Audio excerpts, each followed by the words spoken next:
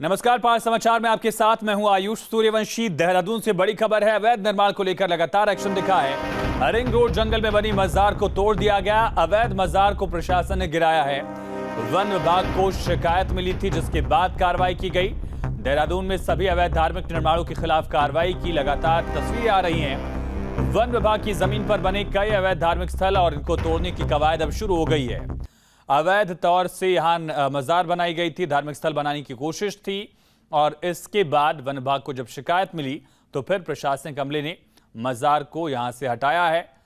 बड़ी और अहम खबर है, देहरादून से एक्शन तेज दिखा है।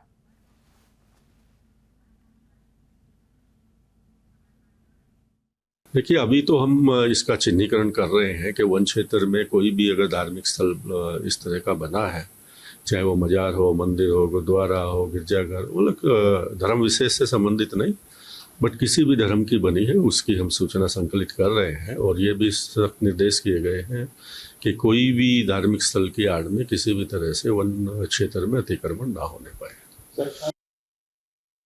तो इस तरह के धार्मिक स्थलों को हटाया जाएगा जो गलत तरीके से बनाए गए हैं। सीधा रुख करेंगे, संवाददाता सुरेंद्र सिला हमारे साथ लाइव कनेक्ट हैं। सुरेंद्र, कहां का ये मामला है और कितने धार्मिक स्थलों को ऐसे चिन्हित किया गया है जो अवैध कब्जे के तौर पर बनाए गए हैं?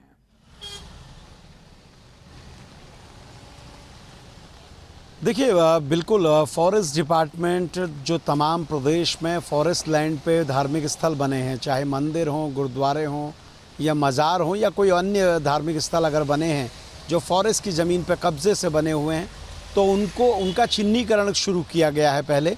पहले उनका चिन्हीकरण किया जाएगा और उसके बाद उनको हटाने की प्रक्रिया शुरू होगी।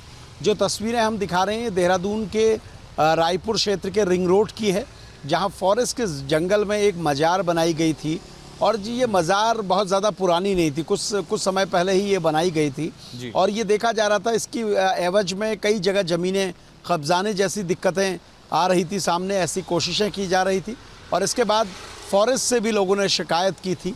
कुछ दिनों पहले ही ये कार्रवाई की गई है जिसमें इस इलीगल कंस्ट्रक्शन को हटाया गया है, इस मजार को हटाया गया है, क्योंकि ना रिकॉर्ड में ये है और ना किसी तरह से कोई इसका ऐतिहासिक या कोई धार्मिक महत्व था।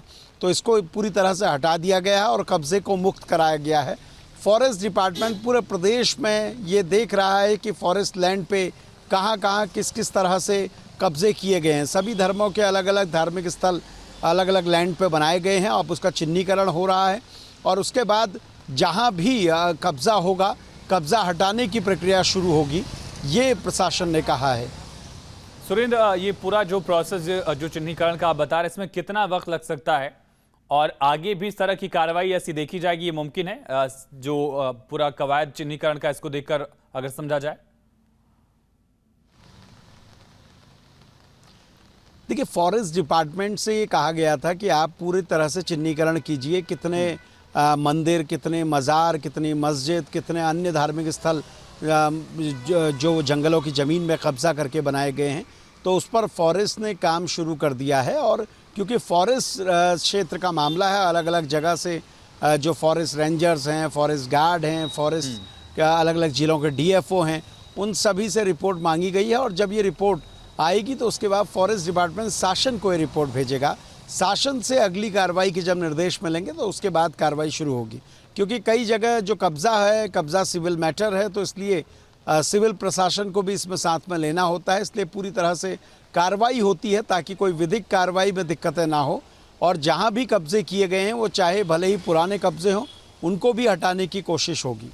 बिल्कुल सुरेंद्र, बने रहिए और अपडेट्स आपसे लेंगे। तो अवैध मजार को हटाया गया और ऐसे अवैध धार्मिक स्थलों को चिन्हित किया जाएगा, फिर आगे एक्शन दिखेगा।